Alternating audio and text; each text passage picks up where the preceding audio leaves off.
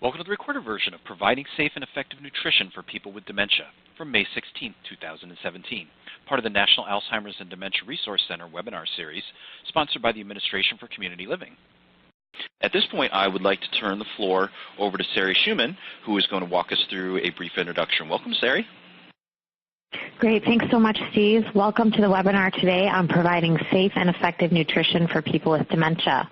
In this webinar series, the Administration for Community Living's National Alzheimer's and Dementia Resource Center has partnered with the American Society on Aging. We're pleased to have all of you in attendance today. Before introducing our speakers and starting the presentations, Aaron Long from the Administration for Community Living will provide a brief welcome.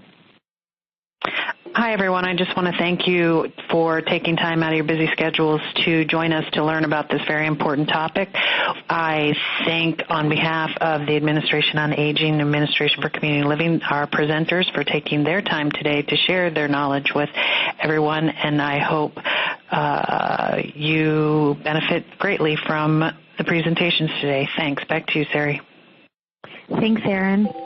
So today we're hearing from Matthew Huffman and Liz Weaver. You may have seen that Janet McKee was our scheduled speaker. She emailed with laryngitis. So her replacement today is Matthew Huffman, who's a registered and licensed dietitian residing in Orlando, Florida. He's worked for several years at a handful of skilled nursing facilities in Central Florida, predominantly with the geriatric population. And currently he's the marketing director and education coordinator at Nutritious Lifestyles, which is a nationwide food and nutrition consulting company. We also have with us Liz Weaver, who's worked for 40 years in a variety of roles in community-based organizations and long-term care. She serves as the project manager for the Southern Maine Agency on Aging's Alzheimer's Disease Initiative grant, and one component of that grant is to identify and serve people with dementia who are living alone in the community. So without further ado, I'm going to turn it over to Matthew Huffman to begin the presentation. Thanks so much. Thank you very much, and it's an honor to be here with everyone speaking on such a great and important topic, providing safe and effective nutrition for people with dementia. Now, one of the things that I really want to stress upon to everyone is that adequate and nutritious meals become a challenge for those with dementia. And the key words here are adequate and nutritious. Really, at the end of the day, the number one goal that we have as nutrition healthcare professionals is that we want to provide meals throughout the day that are adequate in protein, fluids, and calories to maintain lean body mass, prevent unplanned significant weight losses, and most importantly, increase the overall quality of life for these residents who are dealing with dementia, and how we can use nutrition to really increase those factors. Now, there are many factors that contribute and conspire to prevent adequate intakes of food and fluids. The thing to remember here is that these factors may change or increase as the disease process progresses, and we need to make sure that we're identifying and monitoring these on a quarterly basis at minimum. Some of these factors include being unable to recognize the purpose of eating, failing to recognize food as edible items, forgetting when food has been consumed, not being able to recognize the normal meal patterns of breakfast, lunch, and dinner, and snacks throughout the day, difficulty using utensils or feeding oneself, and oftentimes having too many food choices which could overwhelm the individual. In addition, the normal aging process also contributes to the challenge. As we age, we lose functional strength, our taste buds change, we're dealing with the natural progression of sarcopenia as we age, which is the loss of muscle tissue and adipose tissue, and furthermore, individuals who are dealing with dementia may also be dealing with comorbidities that promote cachexia of chronic disease, which is wasting associated with disease, and the body is unable to utilize the calories and protein that we're providing it throughout the day for lean muscle mass and adipose tissue synthesis. So it's very, very important that we're ensuring that these individuals are maintaining their body weight and getting enough calories and protein throughout the day. All of our senses decline with age. This can have an impact on appetite and the ability and desire to eat. From my experience, some of the great things that I've seen in care is the facilities and food service departments can introduce some different tactics and techniques to increase the cephalic stage of digestion, and that is really the stage where you're preparing oneself to eat. And I've seen facilities bake fresh bread before the start of lunchtime, or they have the smell of warm-baked chocolate chip cookies before a resident will enter a dining room. And these are all things that can help to enhance the senses that really benefits individuals with dementia. The ability to taste and smell is especially important. Taste buds atrophy, reducing the ability to taste foods, and also sense of smell also declines, which further decreases our senses of taste, all contributing factors to decreased or declined PO intake. Functional status also declines in the aging and individuals with dementia. So looking at things such as hand grip strength, that often declines with individuals as they age, and it's exacerbated with individuals with dementia.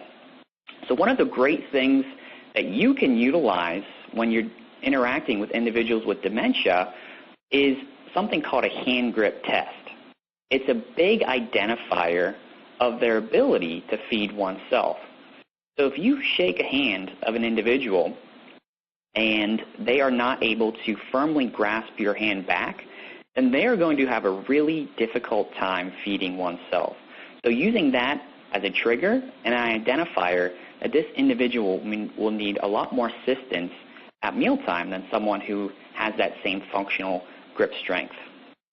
This leads to decreased ability to feed oneself, and that's a big identifier as well. The underlying problem could be that an individual needs assistance at meals and they're not receiving that assistance. So we really need to, when we're doing an assessment on when someone's nutritional status is declining, what is the root cause or the genesis of their weight loss? And needing assistance at meals is a huge identifier and trigger that we need to be looking at. Also looking at their dentures. If they've had unplanned weight loss, such as 5% of their body weight in a month, 7.5% in 90 days, 10% in 180 days, that one of the things you should be looking at is they will be losing lean body tissue in all areas. And are their dentures that used to fit them when they weighed 25 pounds more than they currently do now, are they still currently fitting appropriately? And making sure that if they're not, we're making a referral to the appropriate member of the interdisciplinary team. Aging muscles, swallowing function, and neurological functions also lead to decreased ability to swallow and chew. And this leads to something that is referred to as dysphagia, which is difficulty swallowing. Medications given for dementia also have nutrition-related side effects that can lead to weight loss, decreased appetite, and lethargy at mealtimes.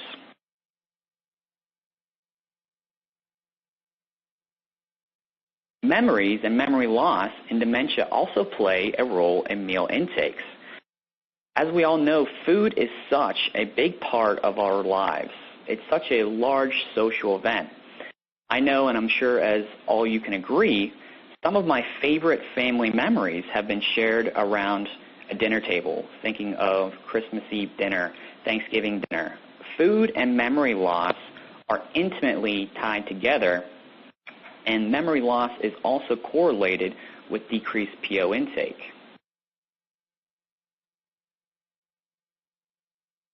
Short-term memory is impaired, but when we're looking at long-term memory, may be all that is left. So those with dementia may remember the foods they ate as a child and those served on special occasions. So we need to be interviewing these individuals' family members and see what are the foods that they consumed regularly throughout their lives and how we can incorporate those food items throughout the day to really maximize on their meal times with increased protein and caloric intake. And the family meal times as a child may play a much larger role in influencing what they want to eat. So thinking back to that, great Thanksgiving dinner, they may just really be tying on to mashed potatoes and gravy. or chocolate pudding they had in their childhood. We really need to find out what these foods are and do some kind of trial and error and really be incorporating these throughout mealtime strategically.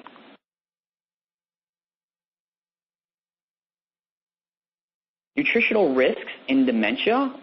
Weight loss and malnutrition is a huge risk associated. Risk increases with decreased intake. Need to find safe and palatable foods that meet nutritional needs and are acceptable. Increased protein needs due to loss of lean body mass. And making sure that we're consuming adequate calories in a concentrated form. So think bang for your buck. We're trying to incorporate as many calories in a small amount of volume as we can to really maximize on their caloric intake throughout the day without having to consume as much volume of food. Dehydration is another huge risk. Individuals with dementia have reduced thirst sensations.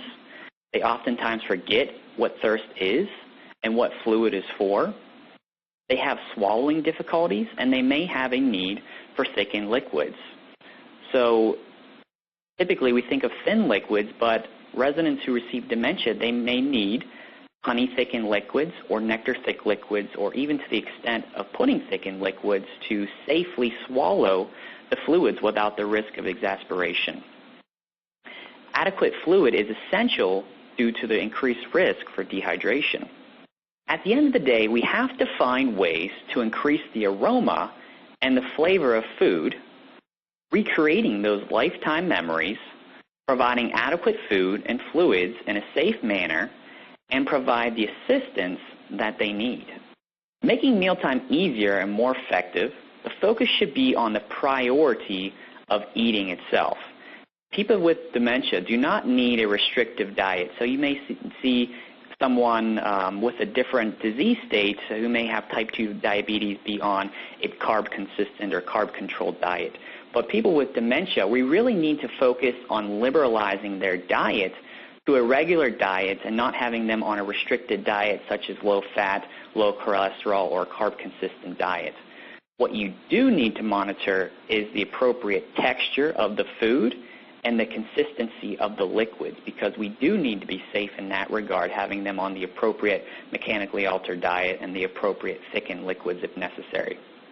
Eating a calorie-dense diet high in protein is most important, avoiding restrictions that make food less tasty, concentrate on their preferred food items, and really introducing meals in small, high-frequency amounts. So we want to break away from the large breakfast, lunch, and dinner model and really introduce meals in a smaller portion more frequently so they don't become overwhelmed. However, the most important thing we need to keep in mind is that the food needs to be safe for each person. If a puree diet or chopped diets are needed, they should be honored if tolerated, and the thickened liquid should also be provided when needed if accepted. And again, that's nectar thick, honey thick, and pudding thick. Making mealtimes easier and more effective, we really need to limit distractions by providing a quiet environment that really places a focus on the act of eating and consuming the food. Avoiding noises such as TV playing, vacuum cleaner running, or loud conversations, phone conversations, text messages going off in the background. We really want to minimize these areas so that the focus is on the act of eating itself. Keep the table setting simple.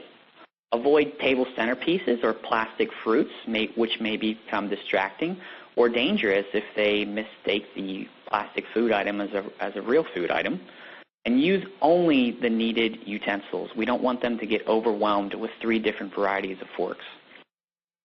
Distinguish the food from the plate using contrasting colors, a white plate with a colored tablecloth or placemat, and avoid busy patterns that can be distracting. They've actually researched this and have done studies and have found that terracotta plates and dishes stimulate appetite and promote increased intakes. Blues and greens do not. So they've taken this to the level of scientific studies of what increases appetite for individuals. And we need to make these recommendations for our Food Nutrition Services departments that we're implementing and utilizing these terracotta plates that will really maximize and give us that extra advantage to increase PO intake.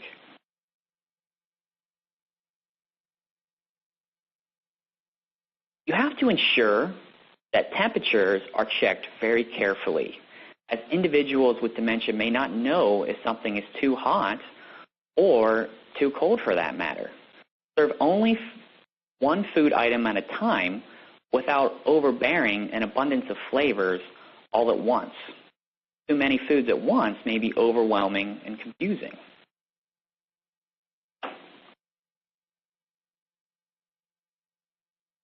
Honoring food preferences is of the utmost importance. Provide food preferences based on observations and interviews from family members. New food preferences may develop suddenly. They may love chocolate pudding one week, and the next week they may not eat a single bite of that. So monitoring their food preferences and choices acutely and seeing and updating them on a regular basis.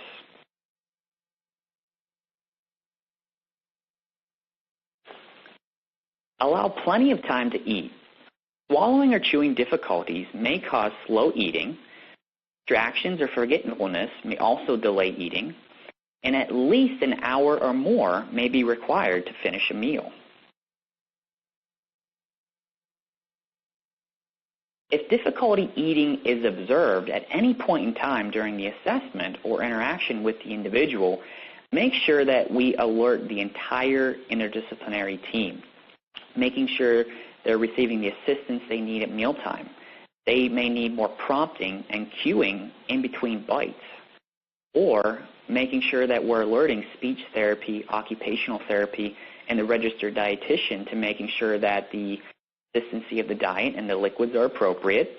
Occupational therapy will be working with the individuals on any adaptive dining equipment that they may need at mealtime, and the registered dietitian nutritionist will be doing a full assessment to make sure that they're obtaining the appropriate amount of calories, fluids, and protein throughout the day to meet their needs.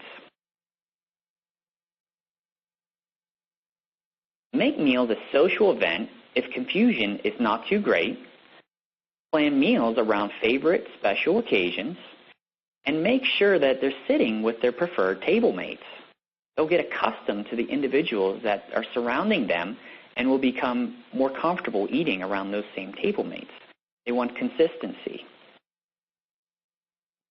Remember that a person with dementia may not remember when or what they last ate. If they ate breakfast and come lunchtime they want to eat breakfast food items again, serve them the breakfast food items. It's just more important that we're getting the calories and protein in throughout the day. Provide snacks throughout the day strategically in between meals to really maximize on those times. They may be sitting in front of a TV watching a show where they can be consuming a snack. So really maximizing on activities and tying in together activities with food is a great way to incorporate more calories throughout the day.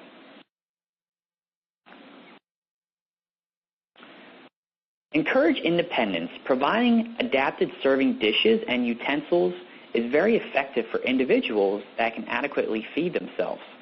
Plates with rims or protective edges are often used.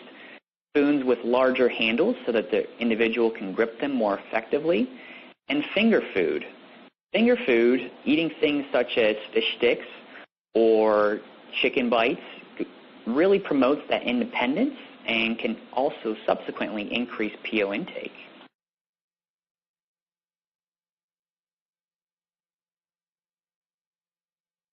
Here's an example of additional finger food items to introduce: chicken nuggets, fish sticks, easy-to-chew sandwiches cut into quarters, fruit segments, French fries or potato wedges, as well as veggie sticks as tolerated. Prepare foods in a form that is easy to chew and swallow. Brine foods if needed and accepted. Cut foods into bite-sized pieces and serve foods such as applesauce, cottage, cheese, and scrambled eggs. And most importantly, watch for signs of choking. Sit a person up straight and head slightly forward, and check the mouth at the end of the meal for retained food items, making sure that no food has been exasperated.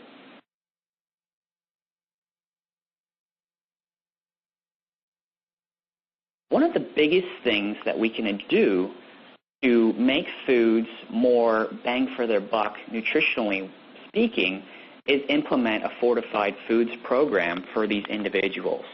So identifying foods that are high calorie, high protein, and we can add in additional calories from gravy, syrups, butters, or sugars and implement those, such as utilizing high calorie, high protein oatmeal at breakfast, pudding at lunch, or high calorie, high protein soup at dinner.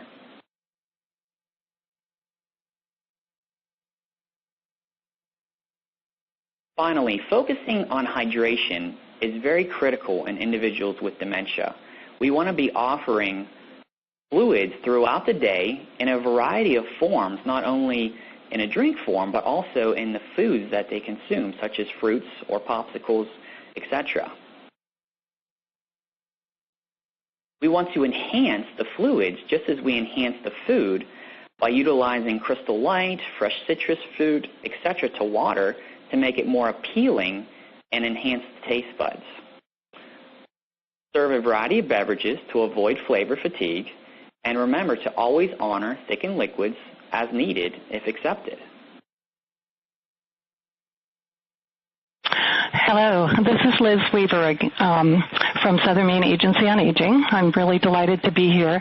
And following up on Matthew's wonderful tips that can be used by care partners really in any setting, whether it's by a family at home or by paid helpers in some type of professional care setting. I'm going to switch gears a bit, and my focus will be on people with dementia who live alone in the community and whose support system is inadequate or non-existent, meaning they really are alone.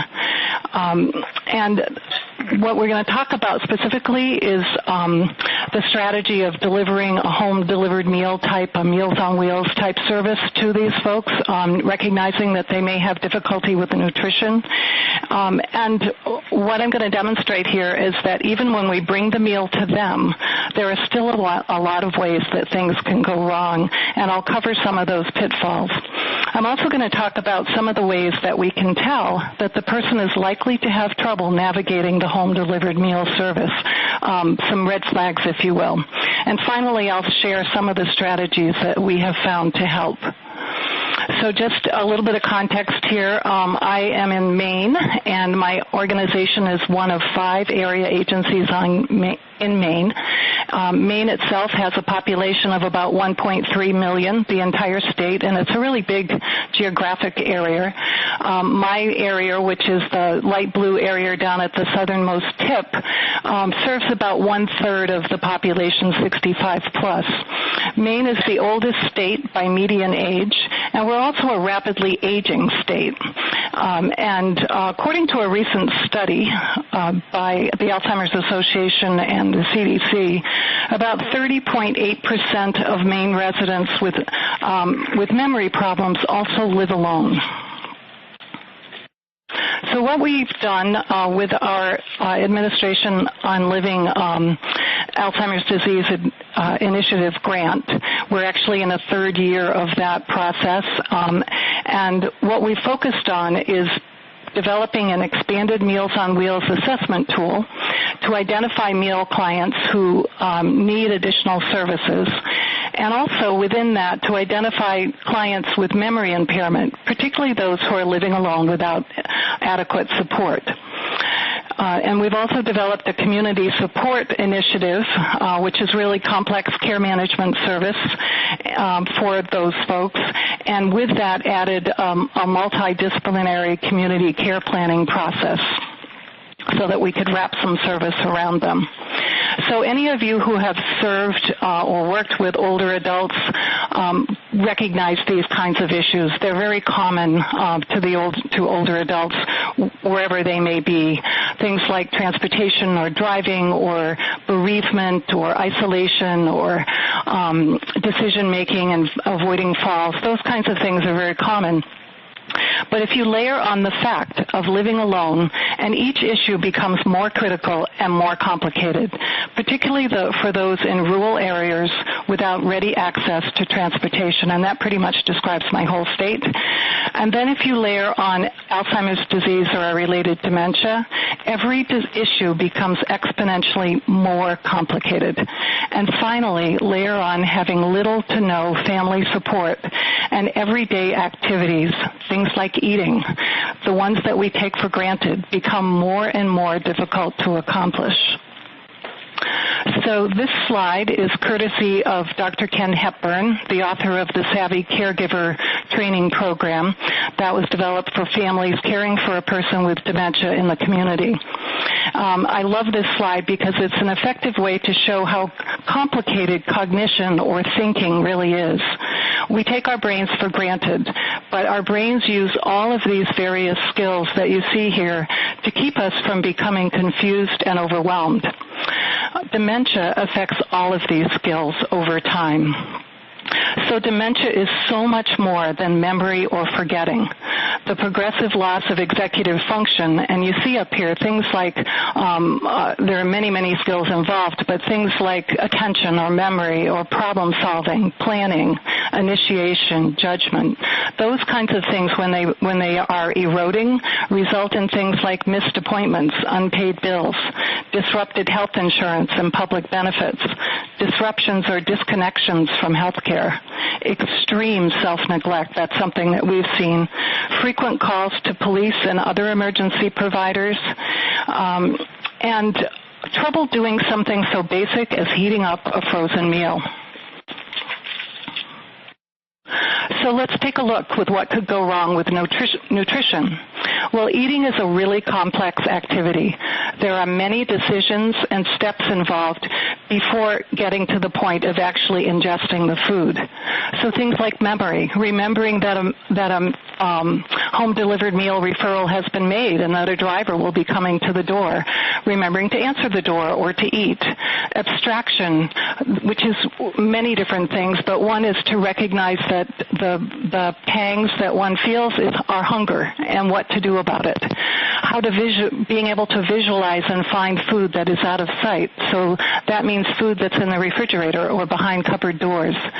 Being able to gauge the temperature of food, to see the packaging in order to open it, to recognize when food is spoiled. Language is huge and covers many, many different things, but it's really about all facets of language. The written, the spoken word, being able to express oneself and understand the information that's coming to you. Being able to understand and sequence steps to heat a meal, that's organization.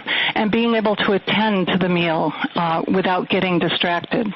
And knowing when the food is safe to eat and how to safely use the microwave. So let's take some close looks at a meal and see how this could play out. So this is an actual prepared meal ready to be delivered. In our organization, the meals are pre-prepared frozen and then delivered by volunteer drivers. And this meal is actually very nice. It's a chicken breast on rice with a really lovely sauce and 2 vegetables. But you can't see that because the label covers almost everything. So here's where abstraction comes in. Out of sight, out of mind. I can't conceptualize it if I can't see it. So what is this item? Is it food? And if it is food, what am I supposed to do with it? You can see the arrow is pointing to a list of instructions, but they're really small, aren't they? The print on this label is much too small for older person's eyes, let alone somebody with dementia and difficulties with language. 14-point is really a standard for older adults. There's too much text, and the important information doesn't stand out. There are also multiple steps involved. You have to vent the package, put it in the microwave for the recommended amount of time, take it out, see if it's the right temperature, maybe stir it, put it back if it isn't done enough, remove the cellophane cover, and eat it. It requires the ability to read and understand instructions, multiple steps performed in the correct order or sequencing. And so take a look at these slides.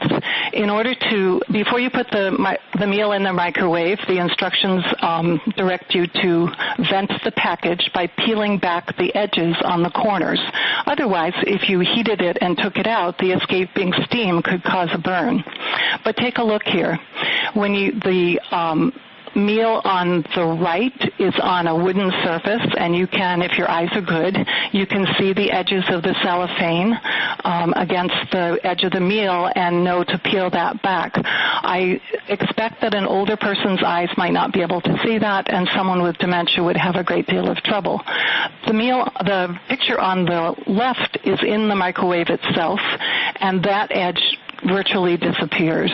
It's also true if it were on a light-colored counter. So you see we've run into trouble already here. And then what do we do with it now? The directions I cited earlier, put the meal in the oven. It actually has many more embedded steps involved. So you have to open the door to the oven. Well, where is the door? The oven on the left has a groove on the door that serves as a handle. There is a square below the number plate that you depress or push in to start the oven. Can you see them? They're very hard to see. And there are multiple steps here, as I said. The door on the right is a bit better. It has a large visible handle. To start it, though, you have to turn the dial to the desired temperature. That's a complicated task. Matching an instruction on a label with the numbers on a dial, say 5 minutes, is difficult for a person with trouble with language, abstraction, perception, planning, and sequencing. Okay, but let's say the oven's on. We've turned it. How much is too much? Is it at the right temperature?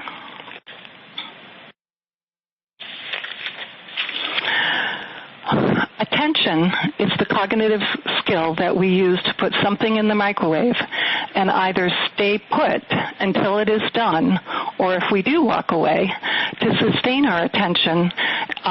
Sustained attention helps us remember to come back. I have to confess that I often find a cup of long-forgotten coffee in my microwave at home, so I think my attention is often distracted. So with this particular meal, I put it in the oven at noon, and I forgot. I walked away, and I didn't take it out until late the next day. So you can see it's a little congealed. The chicken and the sauce are a bit hardened and congealed around the edges, but the veggies still look nice and bright. What if I couldn't remember when I put it in? I would probably go ahead and eat it, but is it still safe? So those are some difficulties with the package itself and the steps involved. But what are some other ways that we might be cued into the fact that this person, either whether you're ready to discharge them from the facility to go back home, or you're an organization making referrals for home-delivered meals, or you're the provider yourself, and you're going out to do an assessment, an eligibility assessment for a meal, what are some ways that you might notice that this person is likely to have trouble? Well, these are some actual pictures from some of our clients, and if you look in the upper left corner, you'll see some pets gathered around some plates of food. The food is piled one on top of another. That's because this client wasn't able to remember that she'd fed the pets already, and she wasn't able to follow through on steps involved of taking away the old food and putting out a new plate. So she simply just put out another plate each time. The older plates became hardened and congealed and moldy, and you can't see it in the picture, but they're teeming with bugs. The home is dirty. There's pet feces and urine throughout the home. So here's a clue right here. If the pets aren't being taken care of, neither is the person. On the on the right-hand side, you see a picture of food on the counter. So a lot of food left out on the counter, perhaps that's spoiling or not being taken care of, that's a clue as well. On this counter, there's a can of open dog food that has gone moldy, and in a very resourceful step here, the client has used a piece of bread as a lid for the butter because apparently the lid has gone missing, and so she's improvised and used something else, but everything is left sitting out. And then a couple other cues here, I think, are minor repairs in the home that aren't noticed and aren't asked to be, and no help is asked for them. They just go unattended to. So things like a burned out light bulb or a faucet that's spraying water out into the room, it just continues that way. What these are indicators of confusion and overload, and I think they're red flags that eating is also going to be a problem. So in the presence of other indicators of memory loss, the statement, I just don't like the meals, no dear, I didn't eat them because I just don't like them, may really mean I'm overwhelmed and confused and I don't know what to do with them. And I'll give you two examples here. On the left is the freezer compartment for an 80-year-old woman who had been previously hospitalized for months for severe malnutrition. When she returned home, she refused the meals, claiming that she just didn't like them. Again, and then once again, she stopped eating. This woman had a weekly shopper buying groceries for her, but because of her dementia, she didn't remember or realize that she could no longer cook and prepare food the way she used to.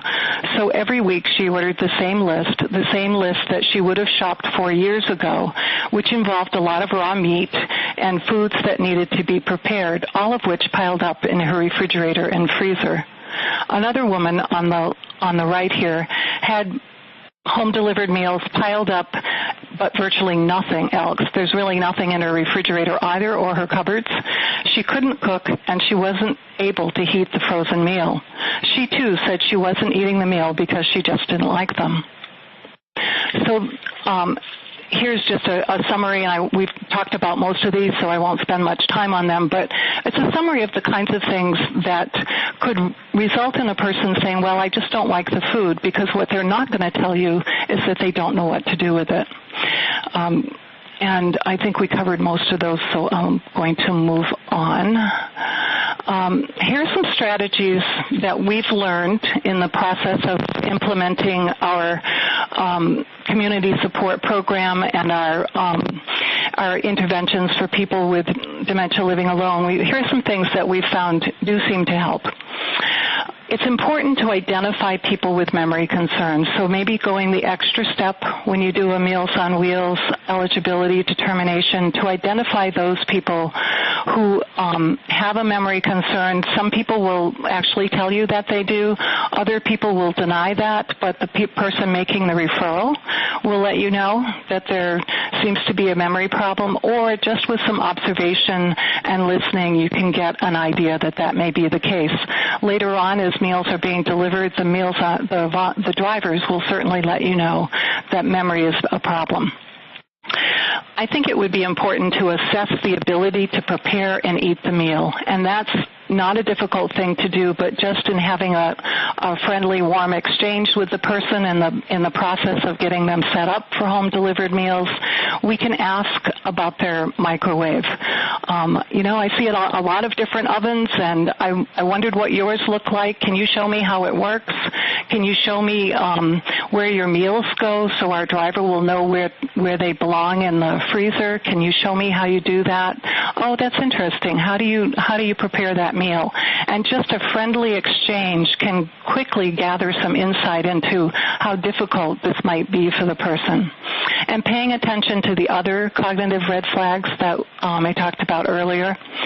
We also found it important to have an agency-wide dementia basics training for our staff and our volunteers so that everybody could be dementia-capable eyes on when they happen to be in the presence of the person. It's important to build rapport with the person at home, and then once rapport has been built, to use a series of warm handoffs. So if they're going to be referred for another service, to make sure that somebody who knows them is the one to introduce them to the next person, so that they remember and can open the door, that they have an interaction. When our community support specialist goes into the home, she goes with the Meals on Wheels driver, who introduces her and makes a friendly connection. And then offering some one-on-one support in situations where the person clearly is having difficulty. We have a very fledgling program called the Warming Crew, and that is a support in which we provide a service of having a volunteer go into the home and actually warm up the meal for the person and stay for 20 minutes, a half hour or so, just to have a friendly visit, because we think the person has a much better chance of actually eating the meal if we do that. And we also know that for some people, they're not going to be able to warm up the meal, and they're going to need that help. So I'm going to talk in the time that I have left about the Warming Crew in action. So this woman here, I'll call her Annabelle. She's 78 years old. She is estranged from all of her children but one. She's, as we get to know her, we have come to realize that she's probably in the middle stages of dementia, but she doesn't have any physical health issues. She needs prompts to eat, or she will go without. She'll just wander around her house without eating for days on end. She doesn't dress properly for the weather. She will get two shirts and try to put one on for trousers and the other on as a shirt. She gets those things mixed up. She does wander, and she has wandered out in a snowstorm before.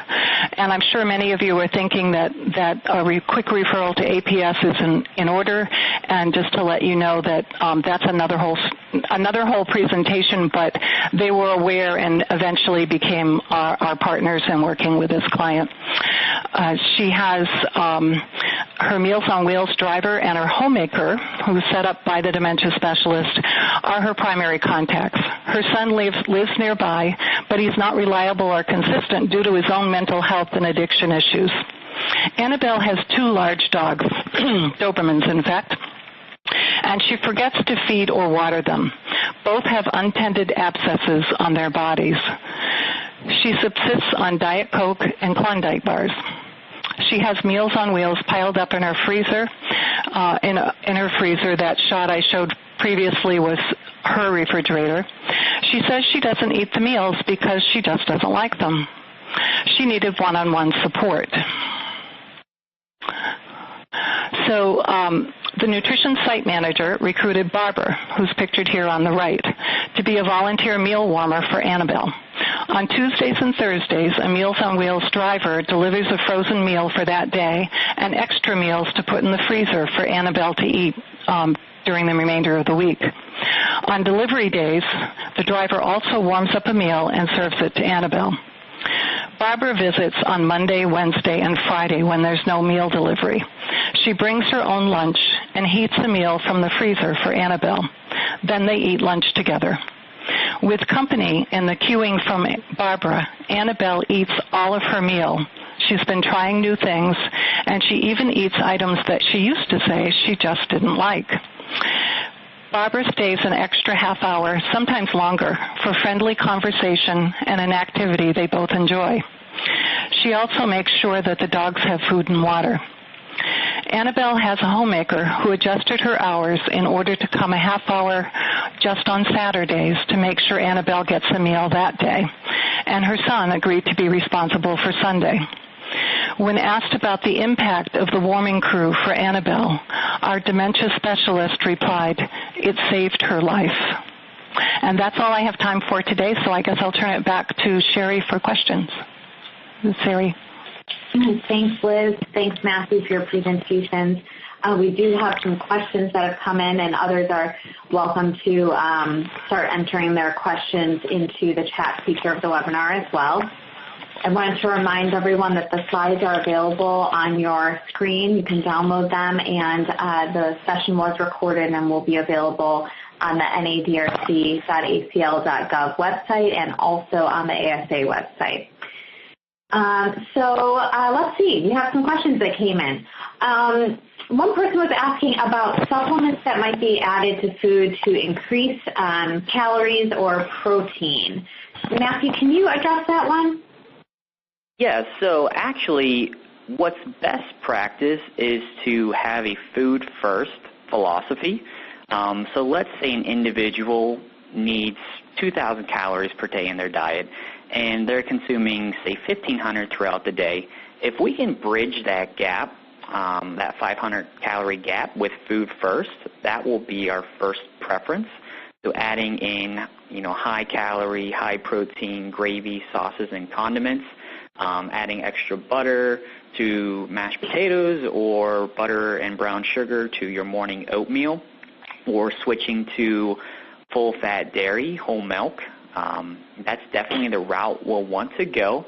But if you do go the route of supplements, there's actually a supplement called MedPass, which is a 2-calorie per ounce, 2 calorie per milliliter supplement, and it's very nutrient dense. So if you think of your traditional supplements such as Ensure or Glucerna or Boost that you may see in your local grocery store, this MedPass is a lot more calorically dense, so you only have to consume about 1/8 of the volume of liquid to get the same amount of calories and protein that you would get for a traditional commercialized supplement such as Ensure or Boost. So that way, they'll still get the calories and protein from the supplement but won't fill up on the volume, so they'll still be able to consume regular amounts of food at breakfast, lunch, and dinner.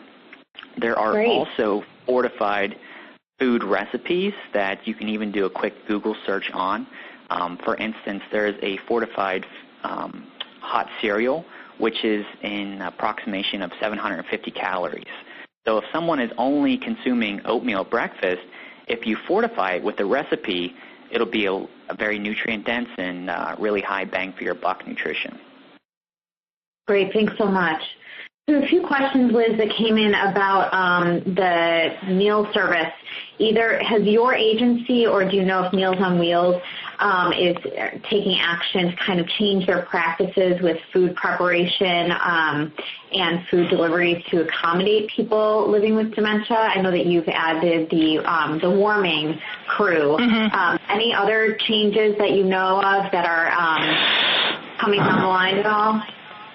Not that I know of officially. I know that the Meals on Wheels vendors across the United States are all very different. So some people deliver meals that are fresh rather than frozen. I mean, they're already heated and not frozen, so there's no need to rewarm them. So that's one thing that could be done. It's not feasible in our area just because of the logistics involved.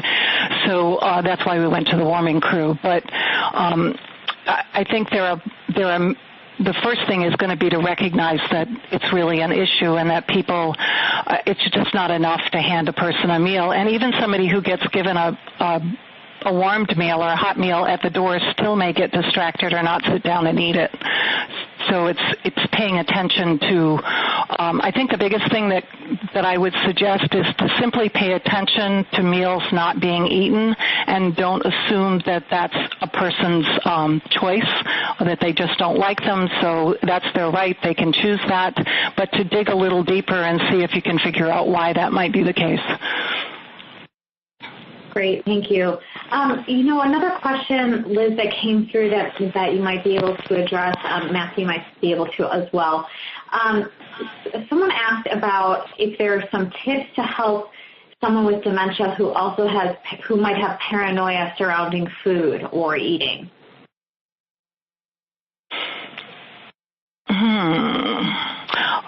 I think having company when you eat can be helpful. And eating together is something that can help, helping them warm it up themselves so they see the process maybe. We haven't encountered that, but I think being just open doing one step at a time with a person, and also establishing a rapport. So the person who gives it to them, whether it's a delivery person or somebody in the care setting, is somebody that they trust and they have a good relationship with. And that could be, it could be a variety of people, but using that person. That's the key really to everything that we've found is the relationship. And also introducing food items. Matthew, is there any way you can speak up a little bit? Yeah, can you hear me better now? A little bit. Incorporating foods that are more familiar to them. So going back to those childhood food items that are more well tolerated and accepted, such as chocolate pudding, mashed potatoes, comfort foods. They may better accept those if they're more familiar with them, and maybe start the meals off with those food items, and then before you're introducing additional foods throughout the meal period. Great, thank you. So this is one thing, Liz, that you didn't totally address that is kind of the opposite of a lot of the scenarios you were giving. Have you had any situations with people with dementia who have forgotten that they've eaten and then overeat and get into a situation where they are unhealthy in their weight in the opposite direction?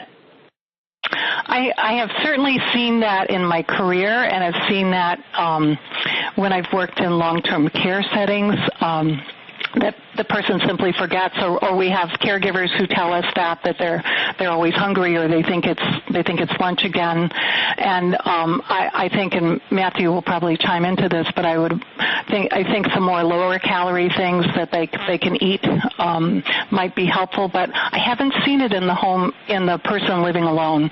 It just really is, our experience so far is that it's the opposite. They just don't remember to eat, or they're eating a lot of junk food. So that can happen, is that's more familiar, or it's something they always liked, or it's sweet and salty or crunchy, and those tastes are more interesting at this point in time. But I do know that it happens, but I haven't seen it in the setting I'm working in now. Matthew, do you have suggestions for that person? Just to add on that, it's definitely a lot more uncommon to see to that extent where you're dealing about weight gain issues. However, in, for example, a skilled nursing facility setting, you may see an individual who is just constantly grazing throughout the day. So really just meeting with that individual, care planning that is something that is a part of their care plan process, and making sure that they don't have access to nutrient-dense foods throughout the day that are readily available, so that they're not grabbing at those throughout the day and consuming an excess amount of calories if they're having weight gain concerns. I would also add that movement, so making sure that they're exercising, they're up and moving and walking and having a chance to burn off some of the calories. Great, thank you. A question about the program, Liz, that you're working with now. Someone was asking about the training and recruitment supervision of the volunteers. As I said, it's a fledgling program, but they are part of our nutrition program. They're recruited by our volunteer department, and they have the same kind of orientation and training that all of our volunteers have. And then they also get some dementia training. They're also somebody who is really comfortable, and that's important, being with a person with dementia. So they kind of let things roll, don't take things too personally, but have a really warm demeanor. And then they report to their nutrition site manager, as well as our staff here in working specifically with people with dementia living alone. We have provided support in terms of training and kind of troubleshooting as well. Great, thank you. Yeah. Matthew, this question is for you. Someone was asking if thick fluids are still suggested if someone is seemingly consuming enough regular liquids, such as in their food. you still suggest the thick fluids with the food? So the thickened liquids refer to an individual not being able to safely consume thin liquids. So a glass of water with that viscosity, they would not be able to safely consume just due to their dysphagia, difficulty swallowing, and risk for exasperation and choking on that fluid. So if an individual, they would be evaluated by a speech therapist, and the speech therapist would determine what consistency of thickened liquids the individual required.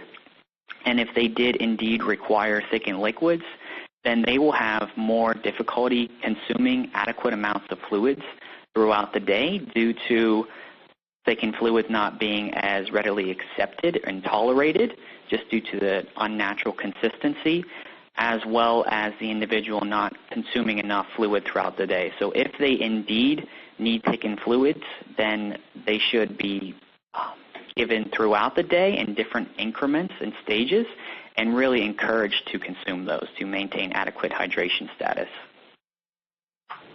Great, thanks. There were a few questions, Matthew, about where folks might find the research on the terracotta plates. That might be something for fascinating research, and I certainly can follow up with you on that, okay. And then you can distribute that to the attendees. Sure, sounds great. Okay, it looks like we have time for one more question. So, Liz, do you know if Meals on Wheels has collaborated in your area or more broadly with dietitians, nutritionists, or speech-language pathologists to provide person-centered care while they're providing the meal service?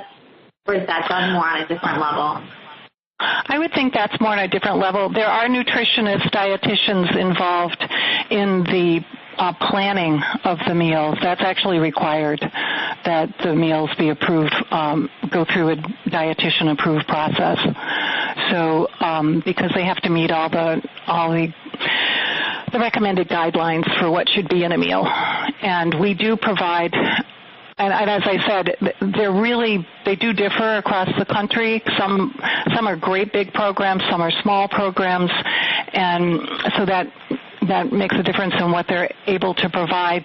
We're able to provide a pureed meal, for example, if somebody needs that, or a diabetic-friendly meal, or heart-friendly, or low-salt. We haven't thought about one that is specifically dementia-friendly, but frankly, it would be quite individual, and trying to create a meal that worked with people's preferences. We do omit meals that we find somebody doesn't like. So it's a process of getting to know them, and you know that they really just can't stand green beans, then you try to make sure they get a meal without that, or that they don't get chicken if that's something they don't enjoy. So there's they can be individualized to a pretty good extent, but going the extra mile to work with somebody with dementia hasn't happened as far as I know. Okay, thanks so much. So it looks like we've gotten to the end of the hour. Thanks, everyone, for participating today.